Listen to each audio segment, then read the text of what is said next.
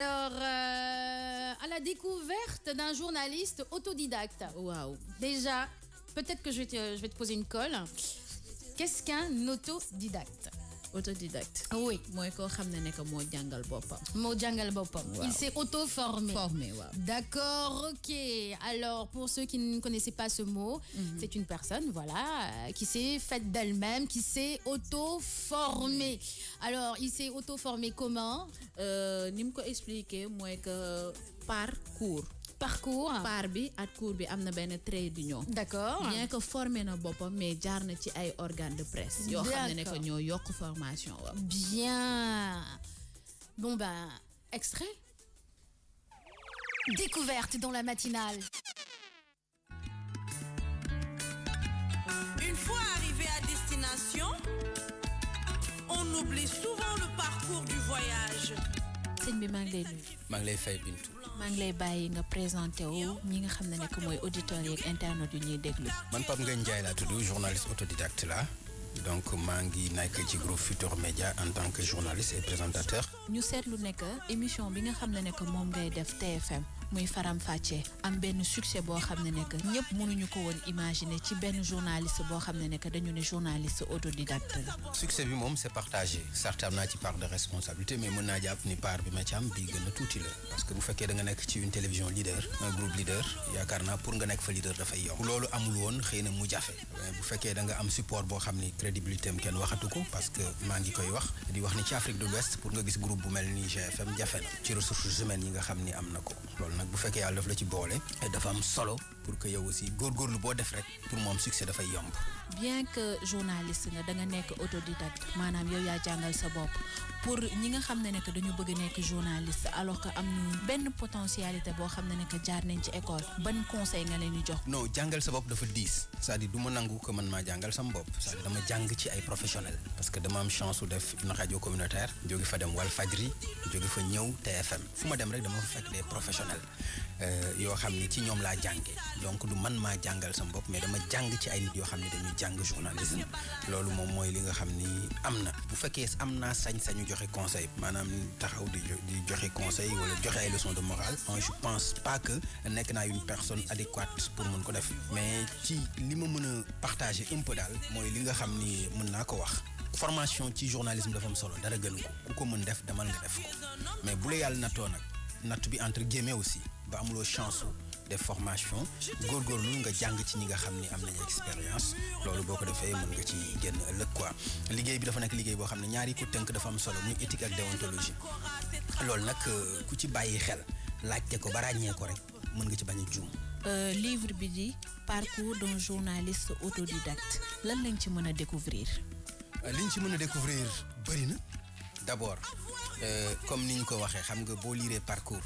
damay faral di ko wax parce que bëgguma aussi nit ñi juum ci parcours bi dafa am trait d'union soo xoolee ci entre le par et le cours il y a un trait d'union loolu dafay wane ni par des cours la jàngee journalisme yan cours mooy cours yoo xam ne sur le tas laa ko fekkuma ko ci école de formation académique yi non parce que am na fu may waxee ci livre bi naan bi may démarrer BAB wu journalisme sax dama ci doon juum par exemple on te dit que l'information elle est sacrée le commentaire est libre man may jaxase affaire yi thème yi ñuy aborder ak suñuy invité ñu ciy wax suñu xalaat loolu aussi déontologie mayu la ko nga bëgg par exemple di laajte ba pare di tontu à la place. di la jaajëfal di wax ñi nga xam ne ne que ñooy sénégalais ñu daal di dem jëndi livre bi.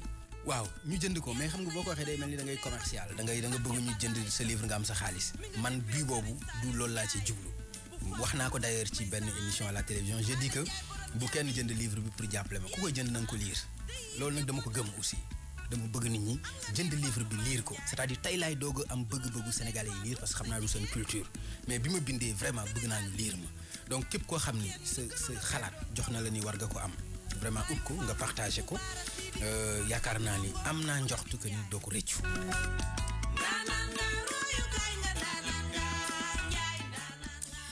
Eh ben, beaucoup de bruit quand même.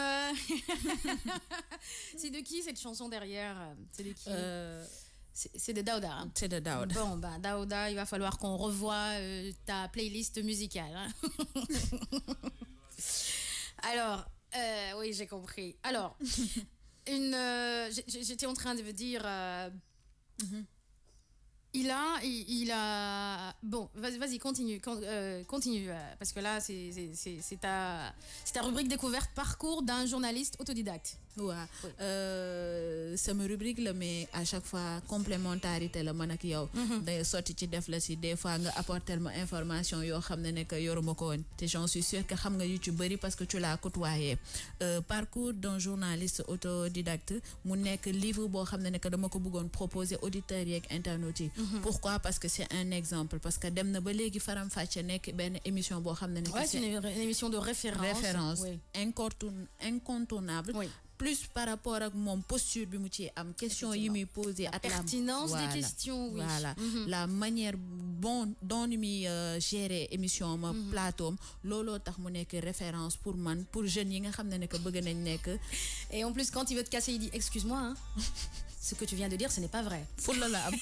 Il s'excuse et après il te dit, ce n'est pas vrai. C'est-à-dire tu racontes des bêtises. Ah oui. Ok. Il s'excuse d'abord. Donc c'est très fair play, gentleman. Ah oui. Ouais. C'est-à-dire que dafa am fulla ci li muy def. Plateau am dafa xam ni mu koy gérer. Question mi dafa xam nu mu koy poser. Ba pare dafa am taxawaay bu muy am ci émission am.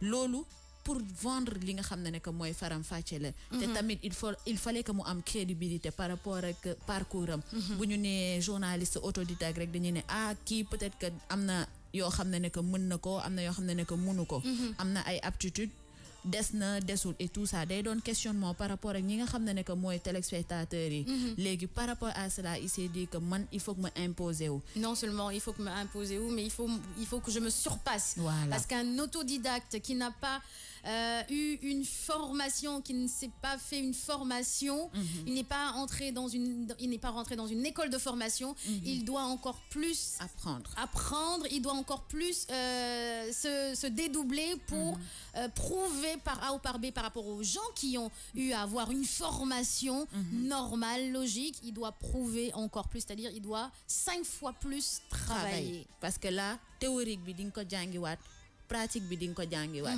te ci biir pratique bi ngay jàngee théorie bi en même temps nga boole ci at ñi nga xam ne que mooy kàngam yi lay wër nga war a jël exemple ci ñoom référence ci ñoom kii naan la il faut faire ceci kii naan la il faut faire cela par rapport à tout cela il a été vraiment un homme boo xam ne que il s'est surpassé te ñëw na ba tollu fii ki nga xam ne que mooy Mamadou Ibra Kane témoigne ko ba pare mu am ay sponsor yu dul jeex di daal di ñëw ci jour lancement livre bi ça montre que kii il est arrivé à un stade boo xam ne que war nañ ko mën a wax respect ba pare en 2015 il a été élu meilleur journaliste télé de et l'émission Faram Facce moom tamit ñu décerné ko meilleure émission en 2016 ñu jox ko calebasse de l'excellence ak calebasse d'or ça veut dire que les gens am nañu reconnaissance par rapport ak son travail ak fi nga xam ne que mooy yegsi na fa muy Pape Ngagne. Pape Ngagne Diagne, c'est ça. D'accord. Khadisen qui dit que c'est un lion. Il fait des questions qui me font peur. Parfois, il est direct avec Souleymane Ndendenyai. Ils m'ont fait rigoler. C'est vrai qu'il y a eu une émission avec Souleymane Ndendenyai. Alors, Djibi Ndiaye qui dit Pape Ngagne Ndiaye. C'est Ndiaye ou Diagne? Diagne, ok. Pape Ngagne Ndiaye. C'est Ndiaye? Ndiaye. Il faut savoir, Bintou. Pape Ngagne Ndiaye. Chapeau à lui. J'ai son émission Faram Facce de par ses questions, j'aime son émission pardon, de par ses questions et son sens de relever les défis. Merci beaucoup Bintou par rapport à la découverte de monsieur Pape Ngagne Ndiaye. Parcours d'un journaliste autodidacte, comme quoi quand on a envie vraiment d'atteindre un objectif, on l'atteint. Tchono Dourer, et quand vous voulez cartonner, vous cartonnez, c'est un un exemple. Daf ko gëm. Il faut que ngeen gëm lu ngeen bëgg, il faut que ngeen gëm ko. Liggéey si. Eh oui. Ba pare tollu fi yegg si fi ñu bëri seedeel ko ko. Eh ben oui. Tchono Dourer. Voilà, il n'est jamais trop tard. Il n'est jamais trop tard. Quand vous dites ça fait mal, c'est difficile. Mais tout début est difficile.